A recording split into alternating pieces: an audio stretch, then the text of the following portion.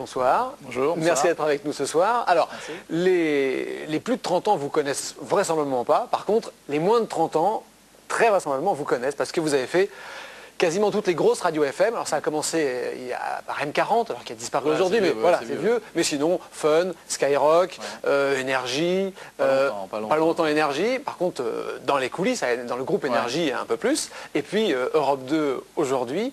Ça marche plutôt bien. Mais comment ça se fait que vous avez fait autant de stations, pas facile à gérer, ou alors c'est le jeu de la radio FM? Non, c'est que j'avais la chance d'être demandé à pas mal d'endroits, et je m'ennuie vite, dans le sens où quand ça marche fort et qu'il n'y a plus grand chose à faire, je m'ennuie, j'ai envie de plus. J'aime bien les défis, moi.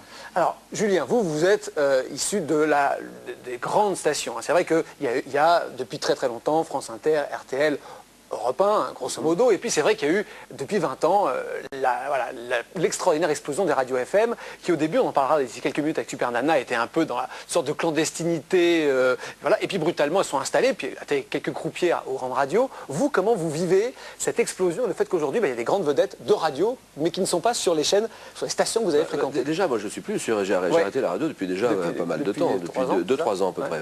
Moi, moi, c'est le contraire, je suis exactement l'opposé de mon copain, de mon voisin de gauche, parce que je suis très fidèle. Quand je me sens bien dans une famille, dans une maison, j'irai, il n'y a pas de raison de partir. C'est comme dans un couple, quand on s'aime.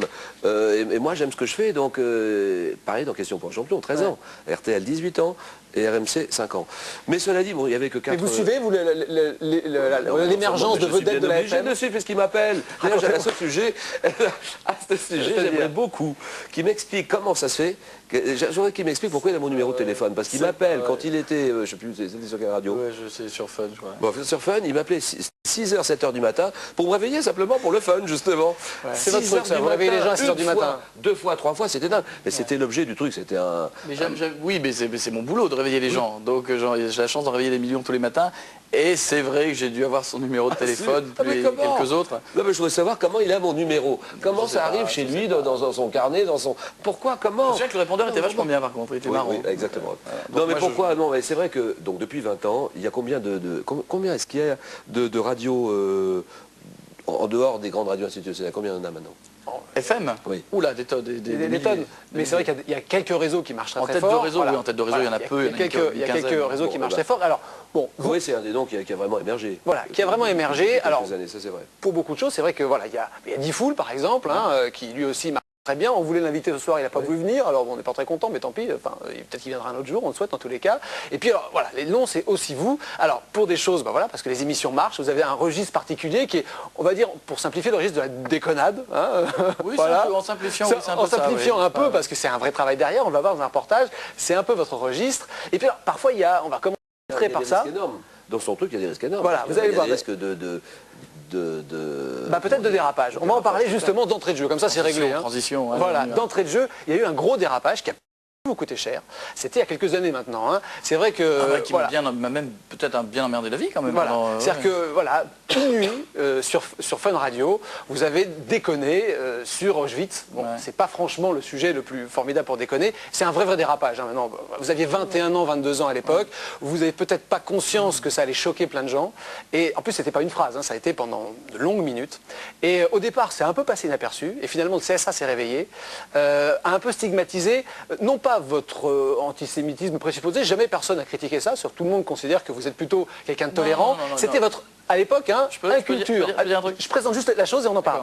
C'était, on devait, Bourges à l'époque disait oui, mais le problème c'est que les animateurs de bande FM, vous comprenez, ils ont de l'audience, mais alors ils sont jeunes, ils ne savent rien, ils connaissent rien, etc.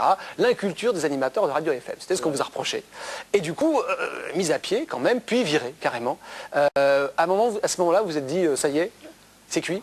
Non. Bon, ça a été pas simple, ça a été plus compliqué que ça. Mais quand on dit qu'il y a des gens qui n'ont pas été si violents que ça en parlant d'antisémitisme, si, il y a eu quelques magazines et journaux, pas beaucoup, 1 ou 2. Qui vous ont accusé d'antisémitisme? Oui, de propos antisémites. Ça c'est dur, parce que qu'on dise un animateur radio a dit une connerie, pas drôle, sanctionné, ok, c'est ce qu'était la vérité. Mais comme à la base il y avait... Grosse connerie, hein. Grosse connerie. Oui, grosse connerie. Mais comme à la base il y avait peu de gens avaient les enregistrements, donc beaucoup de gens se sont mis, vous savez, c'est comme l'histoire où vous racontez, puis il passe à ton voisin, il passe à ton voisin. Et le truc est devenu énorme, et j'ai commencé à lire des choses dans la presse qui n'étaient plus du tout ce que j'avais dit, avec des jugements de journalistes et des choses dures. Alors, autant je suis conscient de cette énorme connerie, parce que c'était il y a quelques années. Voilà, vous avez 20 ans aussi. Hein, oui, enfin, on avait 20 ans, mais c'était quand même une connerie.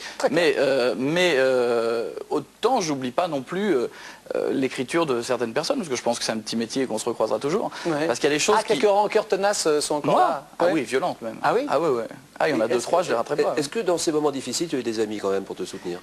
Mais beaucoup, parce qu'en fait, compris qu'il y avait... Enfin, d'abord, j'avais un contrat ou deux d'autres radios le lendemain. Oui, on vous a embauché tout de suite. Hein. Ah oui, ça n'a pas été problématique là-dessus. Oui, enfin j'en ai même d'autres, donc j'ai choisi Sky parce que je trouvais que c'était marrant. J'étais à Fun, Sky, c'était la guerre de l'époque, donc c'était rigolo. Il fallait remonter Sky, donc c'était marrant. Mais oui, il n'y a pas grand monde qui m'a dit oublie mon numéro de téléphone. Ça a été une espèce d'affaire, 2-3 associations sont montées au créneau.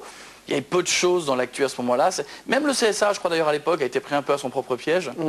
Puisque beaucoup d'émissions télé se sont faites dessus.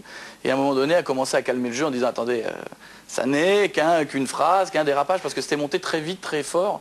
Et vous avez eu peur que ça vous marque longtemps ou que... Ça marque longtemps, parce que vous m'en reparlez 8 ans après. Oui. Sauf que la différence, c'est que je le gère très bien. Si j'avais une espèce de mauvaise pensée à l'époque, ou quelque chose que je voulais absolument cacher, je ne parle plus, et puis avant l'émission, je dirais surtout, m'en parlez pas. Ouais.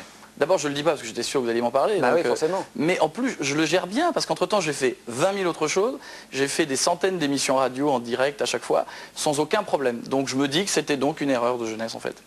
Alors, ça confirme ce que je pense. Entre-temps, c'est vrai que vous êtes patiné, vous avez pris de l'expérience, et puis c'est vrai qu'on vous a appelé pour diriger les antennes de certaines stations. Comme quoi. Voilà, donc c'est quand même effectivement étonnant. Donc du coup, maintenant, vous êtes... puis en plus, maintenant, vous approchez la trentaine, donc vous êtes devenu effectivement une sorte de référence, à la fois pour vos succès, puis pour le fait que vous dirigez. Alors, ce qui est bizarre, c'est qu'à un moment, vous avez dirigé, donc disparu de l'antenne, et là, vous revenez.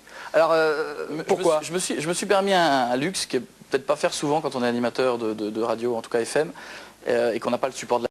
Donc on ne vit en notoriété que par la FM, c'était de me dire j'ai fait le tour, j'avais l'opportunité de diriger, de prendre en main des radios. Bah voilà, je voulais pas faire les deux parce que je connaissais pas du tout ce que c'était que manager une radio, donc je pouvais continuer de faire le guignol, même si j'adore faire ça, mais je m'amuse beaucoup, donc c'est quand même faire le guignol.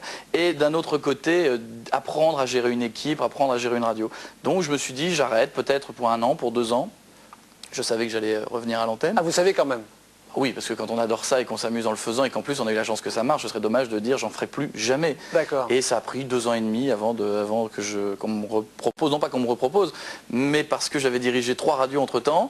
Et puis je me disais là, cette fois-ci je pouvais, voilà, cette fois-ci j'ai appris 2 métiers, je peux peut-être m'amuser à les conjuguer entre eux. Alors, Koé, le registre des radios FM reste quand même plutôt très jeune. Ouais. Alors c'est vrai que souvent les animateurs ont l'âge de leurs auditeurs ou à peu de choses près. Bon, vous êtes encore très jeune en général, mais c'est vrai que vous êtes maintenant un vétéran quasiment de la FM parce que vous avez commencé très très jeune et ça fait des années que vous en faites.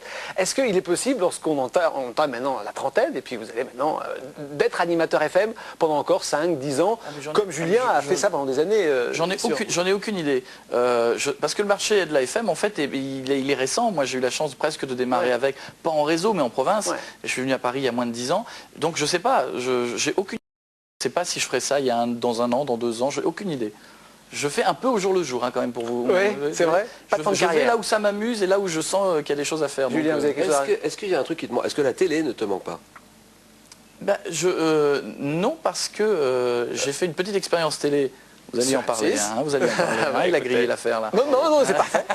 Parfait. Si, j'ai fait une petite... Non, j'ai fait une petite très courte, genre 6-7 mois sur M6. En quotidienne, c'était très lourd. Et puis surtout, je ne savais pas en faire. C'est-à-dire que autant la radio, je commençais à maîtriser un peu, autant la télé, alors là, j'étais largué et on m'a dit, tu t'amuses derrière un micro, amuse-toi devant une caméra. C'est pas du tout le même métier. Et j'étais, je crois que maintenant, je peux le dire avec le recul, mais j'étais mauvais comme c'est pas permis. Donc, maintenant, quand je revois les images, je me dis, c'est pas possible qu'on ait mis ça. Et j'en ferai peut-être un jour, mais j'apprendrai, je prendrai un peu le temps d'apprendre. Alors là, effectivement, maintenant vous êtes patiné, mais vous avez cette analyse-là. Moi, j'ai une analyse, vous me dites si je me trompe. C'est vrai que les animateurs de la FM sont souvent jeunes, très vite starifiés, starisés. Et du coup, lorsqu'ils arrivent en télévision, lorsqu'ils font être en télévision, il y a une forme d'arrogance quand même, parce que ce sont des vedettes. Dans leur univers, dans leur créneau, ce sont des vedettes. Et j'ai l'impression, est-ce que c'était votre cas, qu'ils arrivent en télévision avec déjà le statut de vedette et en se disant, bon ça va marcher forcément. Est-ce que ça vous avez eu ça? C'est normal parce qu'on vient vous chercher en disant, tu passes devant les autres parce que tu es une vedette en radio. Donc à partir du moment où on vous le dit, vous arrivez devant une caméra en disant, je vais tout fracasser. Ah, vous avez dit ça, oui. J'ai l'impression que c'est beaucoup d'animateurs de la FM qui arrivent en se disant, On va tous les éclater. Ah bah en tout cas, moi c'est ce que je me suis dit. Mais oui, c'est normal qu'on le voit. Enfin, arriver devant une caméra quand on a 21 ans, qu'on a cette chance-là et de dire je suis mauvais, je vais être mauvais. Je ne pas jusque-là. Non, mais on le fait pas dans ce cas-là. Donc évidemment qu'on arrive en se remontant le truc, en disant, je crois qu'à l'époque je devais être en face de Sevran, enfin c'est surréaliste. D'un seul coup on ouvre son programme télé, on se dit je suis dedans. Et donc c'est une espèce de truc surnaturel. Alors entre le fait que ça monte à la tête, que tous les gens vous tapent dans le dos en disant c'est super, t'es le De Chavannes de demain, etc. Bon bah voilà, et puis on fait de la télé, on sait pas bien forcément en faire. Bon, alors on va regarder ce que vous faites à la radio le matin. On vous a suivi sur les matinées d'Europe 2, les matinales qui sont franchement animées. Puis c'est presque de la télévision. On regarde ça tout de suite et puis on retrouve juste après Super Nana, puis on en reparle. Regardez le reportage Coé le matin à la radio. Quelle heure il est? 5h30. Je suis à la bourre. Regarde, il fait encore noir dehors. On y va? Coé cumule les casquettes de directeur des programmes d'Europe 2 et d'animateur de la tranche 6h-10h. Il n'a pas encore 30 ans et déjà plus de 15 ans de radio derrière lui. Mais ce véritable vétéran a gardé l'énergie d'un débutant. Je peux ouvrir.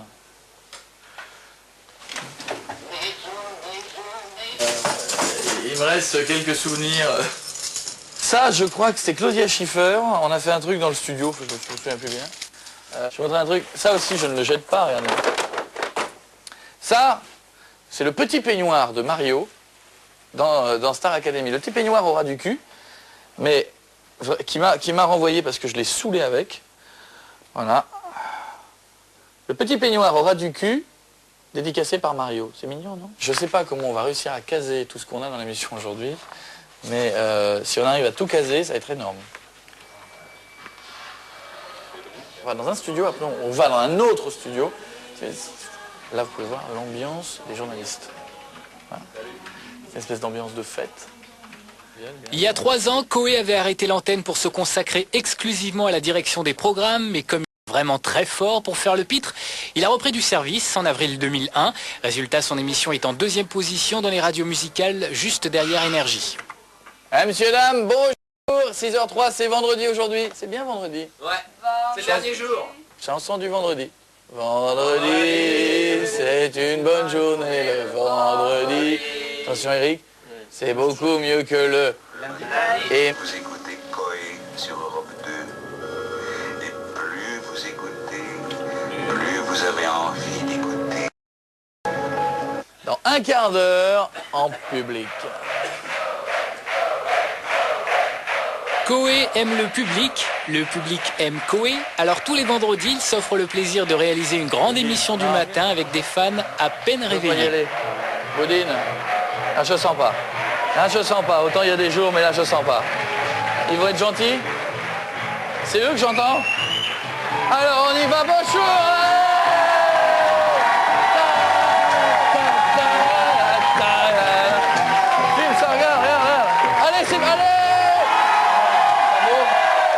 Excusez-moi, parce que je parle à tout le monde, il y a des caméras, des machins. Bonjour tout le monde, ça va? C'est Delphine, ça va bien? Je te conseille un truc, fais comme Guillaume, 2-3 coups de poing, ils bougeront plus beaucoup. Les mains au-dessus des asticots pour la suite de l'asticot quiz printemps.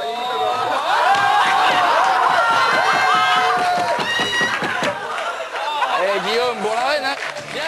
Un plateau aussi prestigieux qu'hétéroclite ce vendredi, puisque Coé réunissait Nelson Montfort, Atmen Khelif, Laurent Deutsch et Jean-Louis Aubert pour une émission délirante et visuelle. Elle est d'ailleurs retransmise en direct et en vidéo sur Internet. Bon, Jean-Louis Aubert, comment ça? Bonjour.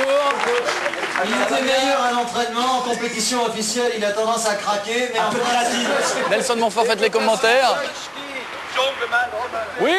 Tel un enfant gâté, Coé ne se refuse aucun caprice, même pas une partie de football dans la rue et en direct, s'il vous plaît. 8h55.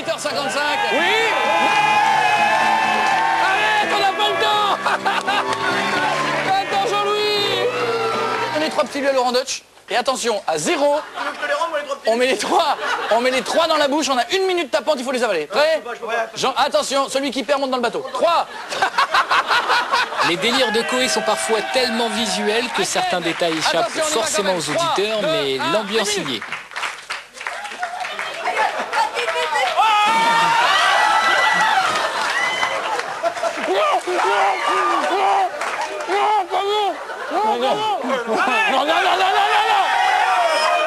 Non, arrêtez.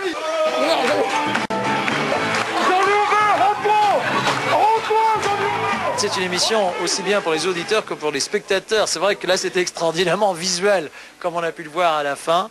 Je trouve que c'est l'humour, c'est la joie de vivre, c'est la chaleur, c'est la générosité, c'est bien, c'est bien. C'est bordélique et c'est pas professionnel, c'est n'importe quoi. C'était gigantesque. Avec Jean-Louis Aubert qui se met à chanter alors que c'était pas forcément prévu, qui s'arrêtait plus. Les deux porcs là du raid qui m'ont niqué le studio, mais ils me l'ont niqué. Il y a du petit lu, ils ont bombardé de l'eau alors qu'il y a du matos à 12 millions de francs dans la table. Je sais pas si on pourra en faire d'autres. Non, c'était énorme, énorme. Voilà, retour sur le plateau de Comme à la télé. Super Nana nous a rejoint. C'est rock'n'roll, hein. Voilà, alors, avant de parler avec Super Nana, on va reparler de l'émission. Alors, c'est quasiment de la télé, il a raison Julien, c'est qu'on a l'impression que là, je ne vais pas faire ta psychanalyse à 2 francs 50, mais que vous faites votre émission de télé à la radio. Non, c'est pas ça. Non, c'est l'inverse. C'est justement de pousser la limite de la radio. Ouais. C'est parce que la radio, si on s'arrête vraiment, il y a des limites qu'on connaît tous. Ouais. Et l'idéal, à un moment donné, c'est de... Parce que là, vous avez montré, mais vous ne me voyez pas mes commentaires.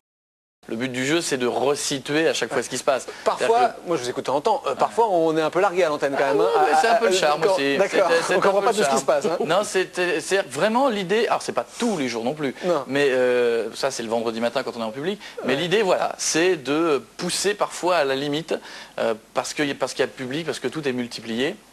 Puis parce que les invités s'éclatent à faire ça. Enfin, personne, on n'a poussé personne hein, dans ce que vous avez vu. Non, visiblement. Tout le monde s'amuse. Bon. Et vous le premier, ça c'est sûr, ouais, ça marchera très bien, malgré effectivement l'horaire, hein, 6h-9h au début, 6h. Donc c'est un petit marathon, vous faites tous de la radio, donc 4 heures d'antenne, c'est jamais simple. Cela dit sincèrement, la télévision, est-ce que ça reste une vraie envie, ou maintenant vous vous éclatez tellement dans ce que vous faites que... Non, voilà. D'accord, allez on gratte un peu, allez-y. Il peut filmer ce qu'il fait, hein. Non, mais c'est de la télé.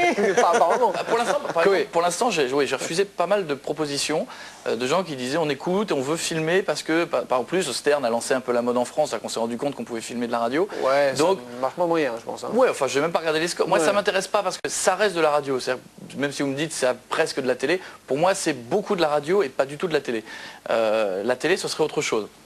Pourquoi pas, si on pouvait travailler le ton de l'émission, si on pouvait y adapter le ton, mais il y a un gros boulot derrière. Mais pourquoi pas, on verra, y aller doucement. Vous dites que vous avez du mal, c'est vrai qu'on découvre l'explosion des FM qui continue depuis 20 ans et qui progresse chaque année davantage. Donc c'est vrai que c'est difficile d'imaginer la suite, et puis c'est encore que des gens très jeunes. Mais très sincèrement, vous, voilà, dans 5, 10 ans, vous voyez où? Je sais pas, c'est vrai, ça fait 2 fois. Bon, il réfléchit tous, non, je sais pas. Je n'ai aucune idée. C'est-à-dire que s'il y a 2 ans, on m'avait dit que je serais sur Europe 2, rentré comme patron, que j'aurais fait cette émission, qu'elle serait en public, qu'on ferait, parce qu'il y a des choses qu'on fait en province une fois par mois, on y a 500 personnes. Donc imaginez quand on fait 500 ou 600 personnes, vous faites la même chose, c'est 600 personnes, c'est une salle de spectacle. Donc là c'est encore pire et c'est encore plus hallucinant. Je n'avais pas prévu de le faire, je sais pas, peut-être, alors vraiment dans 5 ans, peut-être, alors vraiment un peu de télé, allez peut-être un peu. Quand même, Voilà, peut-être, je sais pas. Bon, Super Nana, bonsoir.